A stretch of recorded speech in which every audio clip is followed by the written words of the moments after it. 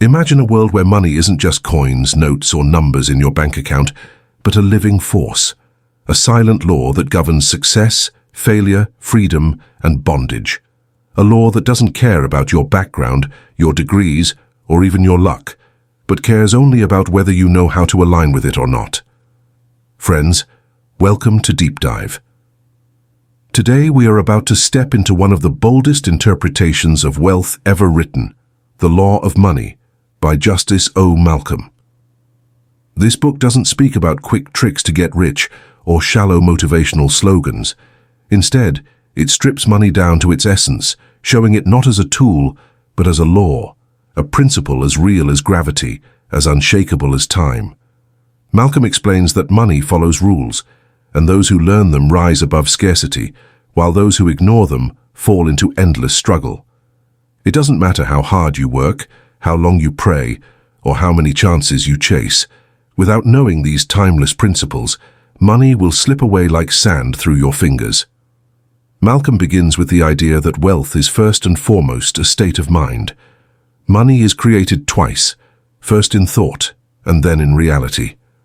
Every wealthy man or woman you see has already built their fortune inside before they built it outside. And that is where this journey begins, not with banks, not with markets, but with the unseen power of the human mind. The law of money teaches that you don't chase wealth, you become the kind of person wealth cannot resist. Think about it. How many people dream of financial freedom, yet remain stuck in the cycle of debt and fear? It is not because money hates them, but because they break its laws every single day. Just as you cannot defy gravity and expect to float, you cannot defy the law of money and expect prosperity. And here is the truth. This law is neutral. It doesn't reward the good or punish the bad. It simply flows to those who obey its principles, regardless of who they are.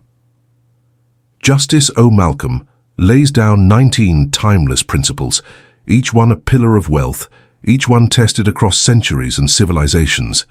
These principles are not tricks. They are forces. Discipline, clarity, courage, patience, focus, honesty, contribution. But more than anything, they are about power, the inner power to shape your outer reality. The book insists that money is not about greed, it is about alignment. You align with the law, and money comes. You resist it, and money disappears. In this narration, we will walk through this philosophy step by step. We'll explore how clarity of purpose shapes destiny, how discipline transforms small coins into empires, how honesty secures wealth longer than deception ever could, and why contribution makes you richer than selfish hoarding ever will. This isn't just a financial lesson, it's a human lesson. Because money, in Malcolm's eyes, is not about paper, it's about life force, choices, and character. So stay with me as we enter this journey. It may shake your old beliefs, it may challenge your comfort zone, and it may even make you uncomfortable. But by the end, you will understand why wealth has always been called both a master and a servant, and how you can choose which role it plays in your life. Justice Malcolm writes that the first and perhaps the most misunderstood truth about money is this: wealth is not accidental. People often believe that those who are rich were simply lucky, born in the right family, given the right opportunities, or blessed with sudden fortune. But Malcolm destroys this myth. He says, luck may open the door once, but only law keeps it open. If a man stumbles upon wealth without understanding its laws, that wealth will eventually slip away, like water leaking from a broken jar. Think of the many stories we hear of lottery winners. Millions in their hands one day, bankruptcy and misery a few years later. Why? Because the lottery gave them money, but not the wisdom to hold it.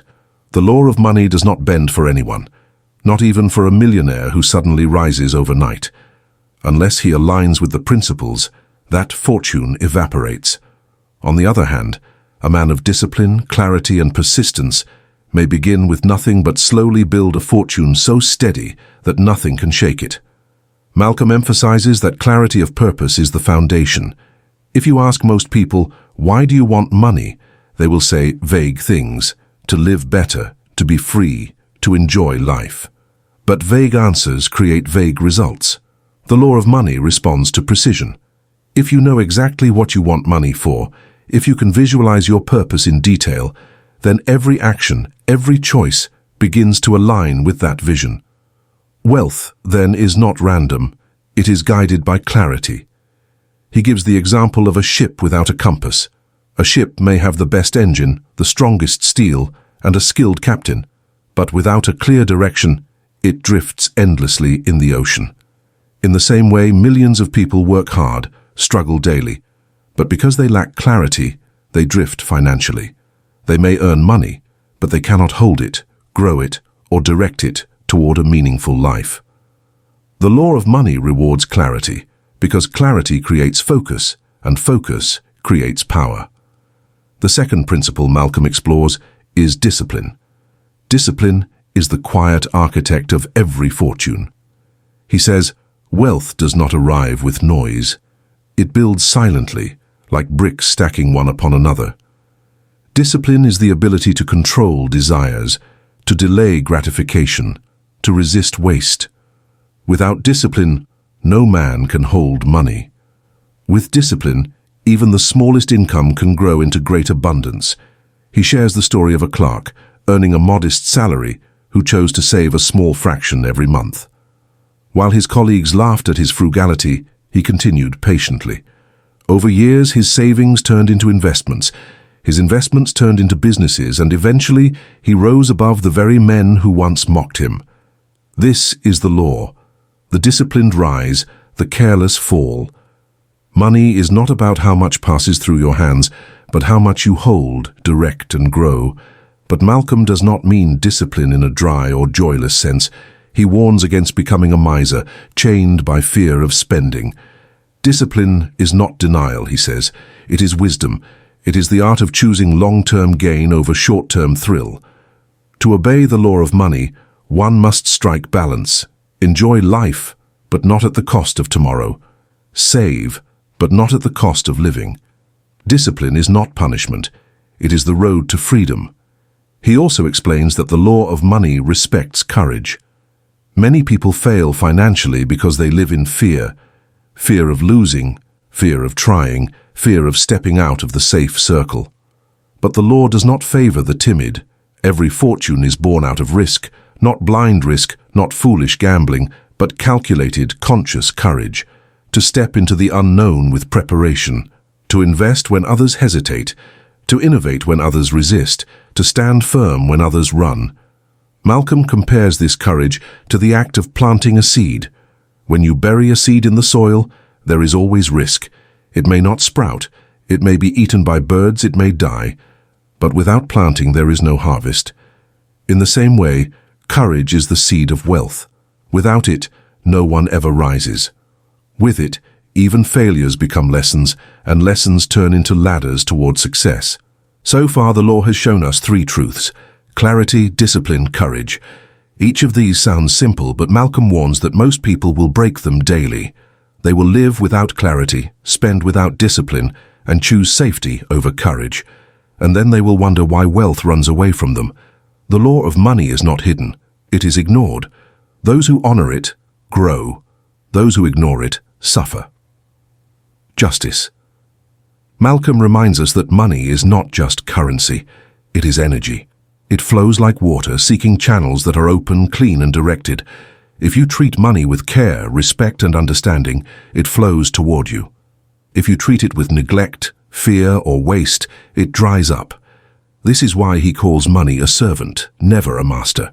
In the hands of a wise man, it builds homes, educates children, creates freedom, and spreads opportunity. In the hands of a careless man, it builds nothing but chains. He writes that many people misunderstand wealth because they confuse income with fortune. Earning a high income does not mean you are wealthy. True wealth is measured not by what you earn, but by what remains when the earnings stop. A man may earn a grand salary, live luxuriously, and impress the world, but if he cannot sustain his life when the salary ends, he is not wealthy. He is merely performing wealth. The law of money exposes every illusion. Wealth that depends only on today's earnings is fragile. Wealth that depends on assets, discipline, and planning is strong. To explain this, Malcolm gives the parable of two brothers. One spent his life working hard, earning a good wage, but every increase in salary meant a bigger house, a newer car, more expenses. The other brother earned less but saved, invested, and built streams of passive income. After years, when both grew old, the first brother found himself trapped in debts and obligations, while the second lived freely, supported not by labor, but by the wealth he had nurtured. The lesson was clear. Income feeds you for today, but wealth feeds you for life. Malcolm also warns against the disease of comparison. He says, "Comparison is the thief of fortune." People often destroy their financial health not because of necessity, but because of the urge to match others. A neighbor buys a car, and suddenly you must buy one too. A friend travels abroad, and suddenly you must borrow to do the same. In this race, money loses its purpose. It is no longer serving your vision, it is serving your ego. The law of money punishes this folly. Those who compete for status lose. Those who compete with themselves win. But money, Malcolm insists, is not an enemy. Many spiritual teachers portray wealth as corrupt, as evil, as a distraction from virtue. Malcolm argues that money itself is innocent. It simply magnifies what already exists in the heart. If a man is greedy, money will make his greed more visible. If a man is generous, money will make his generosity shine brighter. Wealth is a mirror. It does not corrupt, it reveals. Therefore, the question is not whether money is good or bad. It is whether you are good or bad, disciplined or careless, wise or foolish. He also touches upon the role of knowledge. Just as there are laws of physics or laws of health, there are laws of finance. If you ignore them, you suffer consequences. If you study them, you thrive. Malcolm says, ignorance is the most expensive disease in the world. Billions are lost not because of lack of opportunity, but because of lack of financial education. A man who knows how to read numbers, manage accounts, understand investments, and foresee risks holds the key to wealth. Without knowledge, even fortune slips away. Malcolm compares knowledge to light in a dark cave. Imagine two men entering a cave filled with treasures. One has a lamp, the other does not. Both are in the same cave, but only the man with the lamp will find riches. The other will stumble, fall, and leave empty-handed. In the same way, opportunities surround every man, but only the one with knowledge sees them. Money rewards the prepared mind. Another vital truth Malcolm shares is that wealth requires alignment with time. Time is the silent partner in every fortune. Those who respect it grow. Those who ignore it decay. Compounding, patience, and long-term thinking are the allies of the wealthy. He says, impatience is poverty, disguised as ambition. The man who rushes to double his money overnight will often lose it, but the man who patiently invests, allows time to compound his returns, and resists the urge for shortcuts, becomes unshakable. Malcolm illustrates this with the story of two farmers. The first farmer planted seeds and demanded harvest the next week. When it did not come, he grew angry, dug up the soil, and abandoned his field. The second farmer planted seeds, watered them daily, and trusted time. Seasons passed, and eventually his field overflowed with crops. The first farmer mocked patience and received nothing. The second farmer honored time and gained abundance. The law of money is like the law of the soil. You cannot cheat it with haste. And finally, Malcolm reminds us that the purpose of wealth is freedom. Freedom to choose, freedom to live without fear, freedom to give. If money becomes only a chain of endless desire, then even the rich are slaves.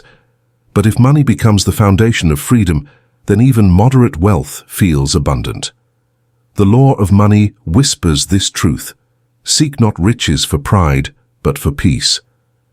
Justice Malcolm takes a deeper step and says that wealth is not only built by action, but also by belief. The mind is the soil, and money is the seed. If the soil is poisoned with doubt, fear, and self-hatred, no seed can grow. But if the soil is rich with belief, gratitude, and vision, even the smallest seed of opportunity can turn into a forest. He insists that the law of money begins in the invisible realm of thought, long before it appears in bank accounts or ledgers. He shares a profound observation. Poor thinking creates poor lives, not because the poor are cursed, but because their thoughts are shaped by limitation. A man who repeats, "I can never be rich," has already sentenced himself to poverty. His mind will reject opportunities, his actions will sabotage success, and his destiny will fulfill his belief. On the other hand, a man who believes, "Wealth is possible for me," begins to see chances where others see nothing. His courage grows, his actions sharpen, and his future bends toward prosperity. Malcolm warns, however, against blind wishing. Belief is not about daydreaming castles in the sky. Belief must be joined with work, with knowledge, with discipline. He calls it faith in motion. Without action, belief is only a shadow.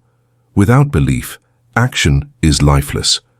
But when belief and action join hands, wealth becomes inevitable. He illustrates this with the story of a merchant who dreamed of opening a great trading house. Many mocked him, saying, "Dreams don't feed families." But the merchant did not only dream, he studied markets, saved his earnings, took calculated risks, and persisted through failures. His belief gave him courage when others quit, and his actions gave his belief shape. Years later, he built one of the largest trading houses in his city. People said he was lucky, but Malcolm insists he was lawful. He obeyed the law of money, which honors both thought and toil. Another vital point Malcolm reveals is the law of generosity. At first glance, this seems contradictory. How can giving money away make you wealthier? But Malcolm explains that money is energy, and energy must flow. When a man hoards without giving, he blocks the current. His life becomes like a pond without movement, stagnant, breeding decay. But when he gives wisely and joyfully, he opens the flow, and more streams in. He does not mean reckless giving or blind charity. He warns that giving without wisdom is waste, and waste is punished by the law. But when you give with intention, to help, to create, to uplift, you align yourself with abundance. Malcolm says, "The hand that opens to give can never be empty." History, he points out, is filled with wealthy men and women whose fortunes grew the more they shared, not because of magic, but because generosity built trust, opened networks, and multiplied goodwill, which in turn opened doors to new opportunities. Malcolm also challenges the idea that poverty is holy. For centuries, society has glorified poverty as a sign of purity. But Malcolm argues that poverty does not serve humanity. Poverty restricts, suffocates, and limits the possibilities of a man. How can a starving man serve others?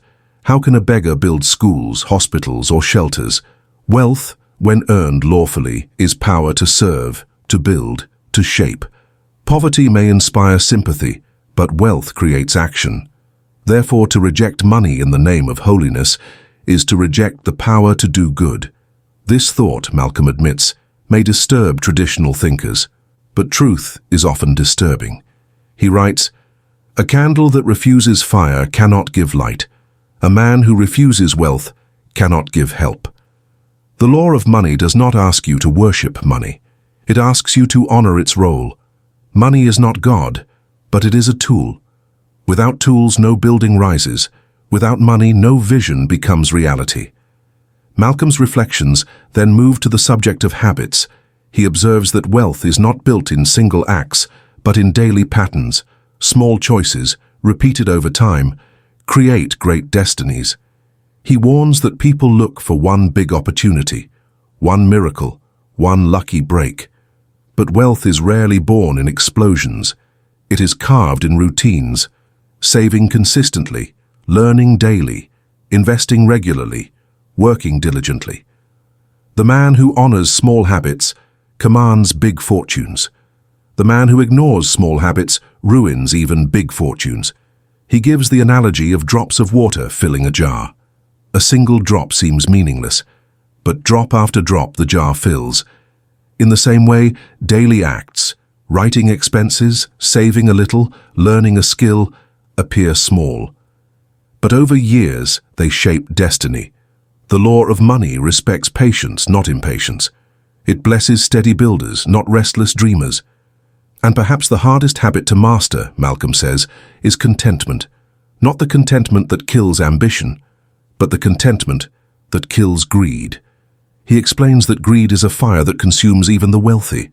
A man may possess millions and still feel poor, still crave, still chase endlessly. Such a man is never free. But when ambition is balanced with gratitude, wealth becomes joy instead of prison. The law of money is not just about acquiring, it is about knowing when enough is enough. Malcolm says, "The rich man who cannot sleep is poorer than the poor man who sleeps in peace." Wealth that steals peace is no wealth at all. True fortune is measured in freedom, in joy, in time with loved ones, in the ability to give, in the courage to rest. Justice Malcolm reminds us that wealth is not separate from character. A dishonest man may rise quickly, but his fall is inevitable. The law of money is not blind. It punishes deception, greed, and corruption in the long run. He notes that history is filled with men who built empires through lies, only to see them crumble overnight. True wealth stands on integrity, because integrity builds trust, and trust is the currency that outlives coins. He explains that money moves through people, and people trade not only in goods, but in faith. If your word cannot be trusted, your wealth is like sand, loose, shifting, unreliable. But if your word is strong, people will invest in you, partner with you, follow you. He says, "A man may cheat once and profit, but he has already sold the future for the present." The law of money sees beyond the moment. It rewards those who choose honesty even when dishonesty seems profitable. Malcolm adds that integrity also applies to how one earns. The law of money rejects the illusion of shortcuts. Gambling, fraud, exploitation, these may appear to enrich, but they poison the soul and invite destruction. Wealth is not only about what fills your pocket, it is about what fills your spirit. Money earned lawfully carries peace. Money earned unlawfully carries fear. A thief may hold gold, but he cannot hold rest. True wealth is when your hands are clean, your mind is calm, and your fortune grows without shadow. He also warns of the trap of debt. Debt, he says, is a double-edged sword. Used wisely, it can build, like a lever that multiplies effort, but used recklessly, it destroys. Many lives collapse not because of lack of income, but because of slavery to debt.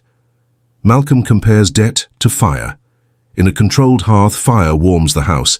Left wild, fire burns the house down. The wise borrow carefully for productive growth, with clear plans to repay. The foolish borrow for vanity, for pleasure, for appearances, and soon become prisoners of the lender. To illustrate, he tells of a man who lived in luxury, funded entirely by loans. His house was grand, his clothes rich, his parties lavish. The world envied him. But when creditors came, his world collapsed overnight. His wealth was smoke, his fortune an illusion. The law of money does not tolerate illusions for long.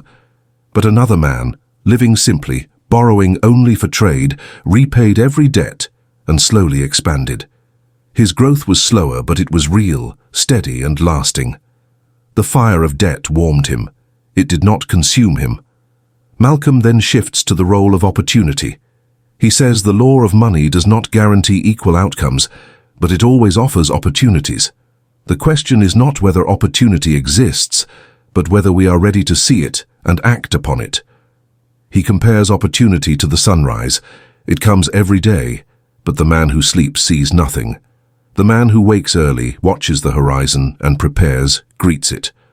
Likewise, wealth flows to those who stay alert, who learn, who move when doors open.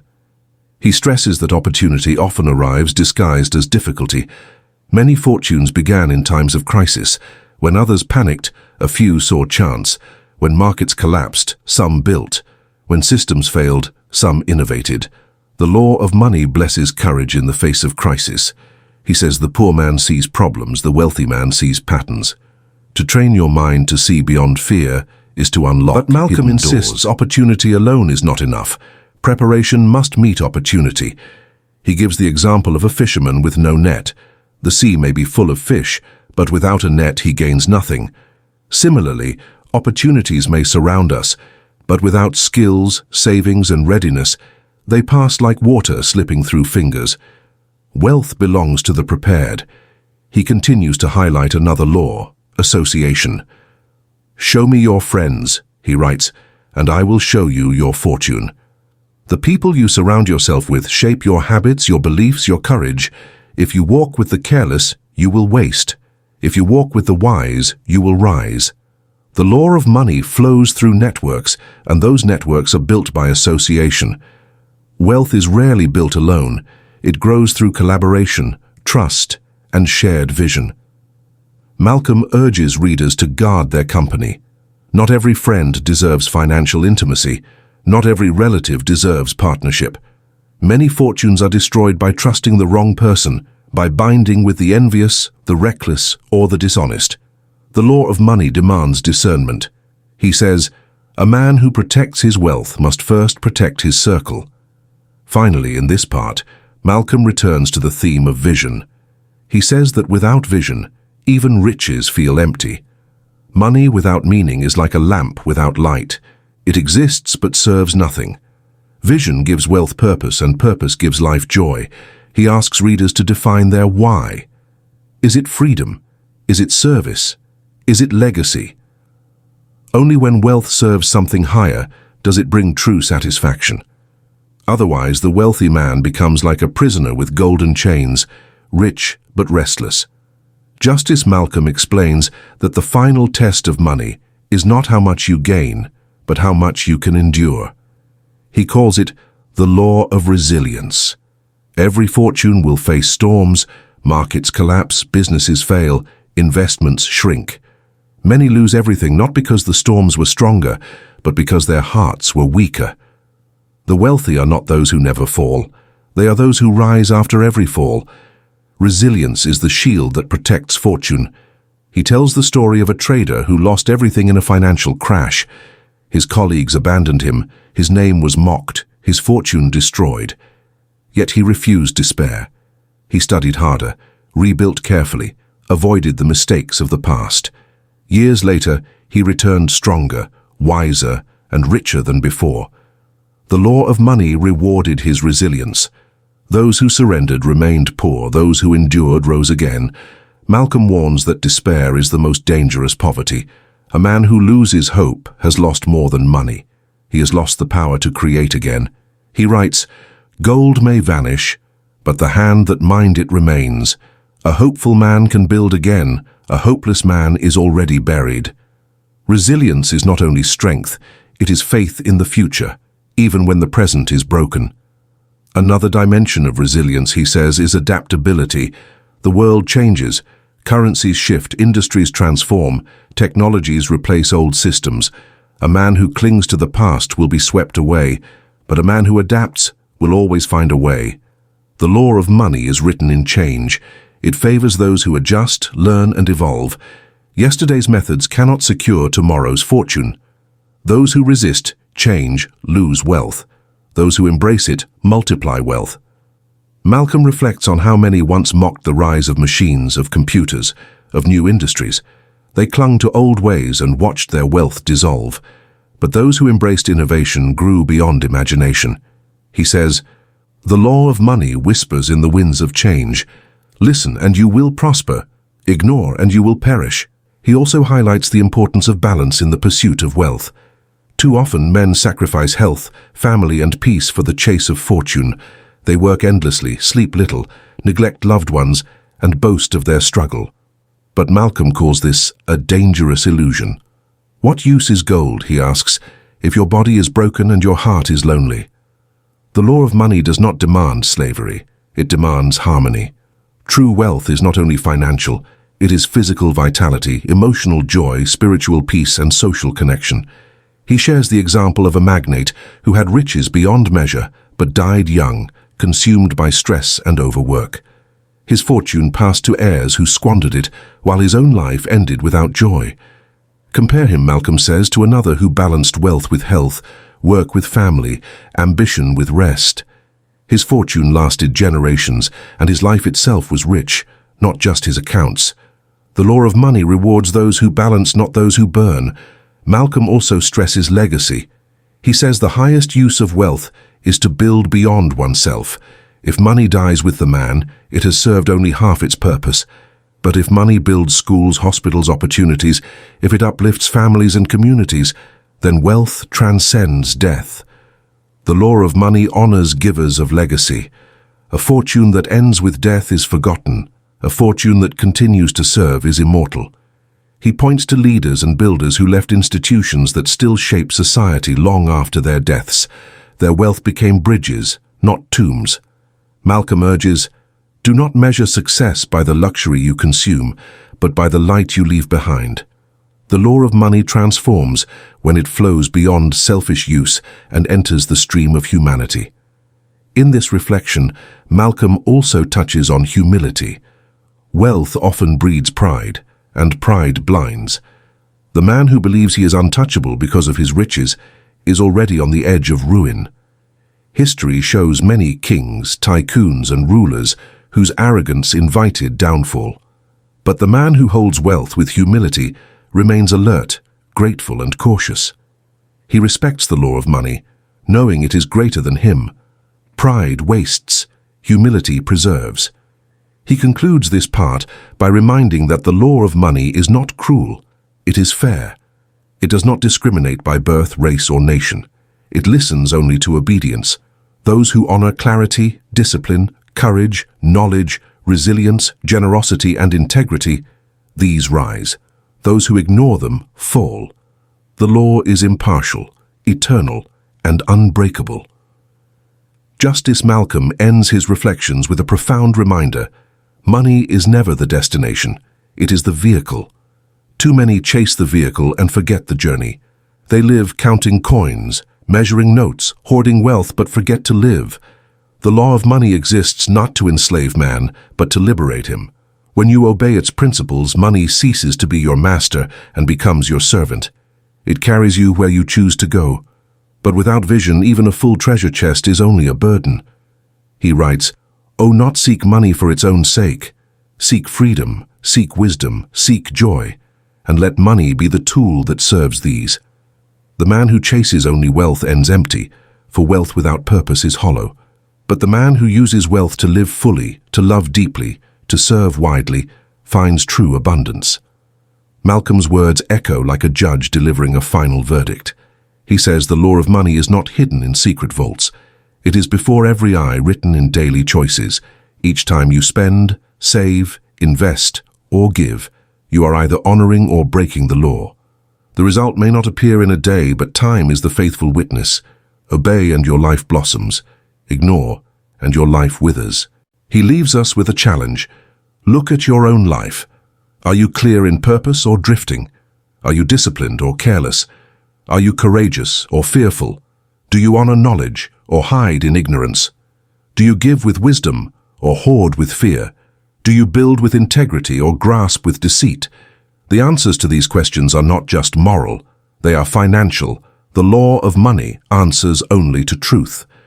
And finally, Malcolm turns to the reader directly, almost as if looking into the eyes of each listener. One day your wealth will speak for you. What story will it tell?